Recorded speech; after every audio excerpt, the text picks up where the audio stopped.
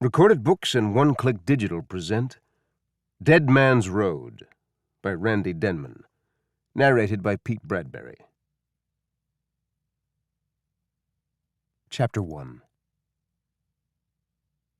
Wyoming Territory, March 1868. Marshal Brewster looked out across the wide creek and magnificent new bridge under construction. In the gorge below, the deep, slithering, slicing canyon hid the river behind its rock walls and shadows. 50 men worked at the end of track, where the new railroad pushed on into the unknown via their blood and sweat. Across the chasm, the masons finished the foundations for the bridge's abutment. Reaching out over the 300-foot span, almost like a bird taking flight, the huge wood trestle, girders, and support piers crept to the other bank through the sound of hammers banging away. The day had warmed under the noon sun. Behind him, men labored, touching up the shiny new track with additional spikes and filling a large hole on the bridge's approach, the final obstacle to connect the track to the span.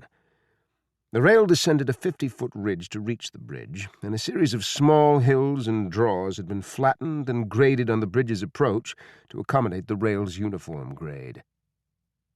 Marshall inspected the stash of materials on site.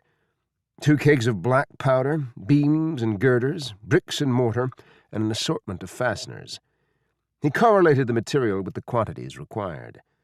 To the south, over the horizon, the surveyors plotted the course over one of the most foreboding landmasses in the world, southern Wyoming. "What you think, Chief?" the bridge foreman, a short, stocky Irishman with weather-beaten skin, a big red beard, and a heavy accent, said. "Looks good, Paddy. I need 30 more crates of bolts and another car of those 20-foot beams, else we'll be twiddling our thumbs by dark. We'll also need that last deck span tomorrow so we can start rigging it." Marshall nodded up the hill. "A new shipment of black powder arrived today. It's staged at the top of the hill. As soon as we finish the bridge, I want it moved forward to the next escarpment so we can start blasting. Looks like the work's going well." Aye, they'll be through here in 3 days, no problem. Then just a little clean-up work." Marshall cocked his head and yelled to a young engineer under a tent. "John, do you have that report for me on the 2 men injured in the blasting accident last week?" One of the young engineers brought the report to Marshall before promptly returning to his work. "The 2 men will be all right," Paddy said, crossing himself. "Just an accident. The boys get careless with the frenzy of the work, the urge to hurry. It's inevitable." Marshall tried to keep an emotionless face. "This is dangerous work. The men know that. What's important is that we convey to the men we're doing all we can to minimize the hazards." Marshall paused to make sure he got the point. Aye. Marshall pointed to the bridge. "Tell all the men on the bridge there'll be a $3 bonus if the bridge is completed in 3 days. Do whatever we have to. Everything will come to a stop if we don't finish this bridge by week's end. Let me know if you need more men, anything." "We'll make it," Paddy laughed. Marshall walked over to his horse, grabbed the reins, and put a foot in the stirrup. "I've got to get back to headquarters. Make sure you get what you need. Mail and paid train also runs today." A scream ripped through the crisp, clean air. 4 men ran from the bridge site. Back up the railway, a single flat car rolled down the track to the bridge, picking up speed, its deck loaded with 20 wooden barrels of black powder. Marshall shoved his horse to the side.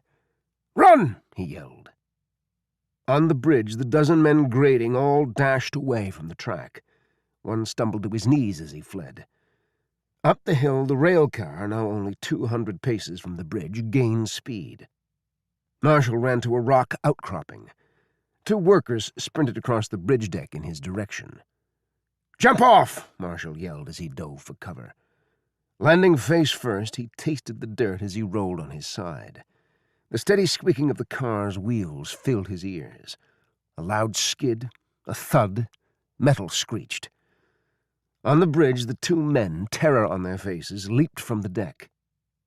Marshall balled up, squeezing his eyes shut. The ground shook. The air flickered red. An ear-splitting boom erupted. To keep listening to this audiobook, I've left you a link in the description so you can do it. at no cost thanks to Audible's 30-day free trial.